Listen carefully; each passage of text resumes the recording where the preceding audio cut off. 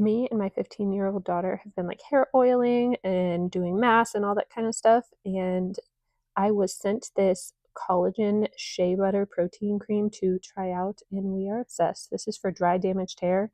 My daughter's been dyeing her hair every 2 weeks for like 3 years now, so it definitely needs some help to make it softer and smoother. I love this stuff because it is sulfate free and paraben free.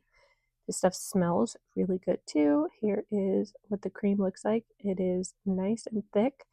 I will put this on either her or me, depending on who's using it that night after I get out of the shower. I'm not sure if that's when I'm supposed to use it, but that just is what feels right. When it's still damp is when I put it on, and it works great. It makes my hair feel really good, and I'm about to use this. I use about half a pump. This is the full pump. I use about half a pump for my daughter because her hair is about shoulder length, but mine is halfway down my back. So I use a full pump for me in damp hair.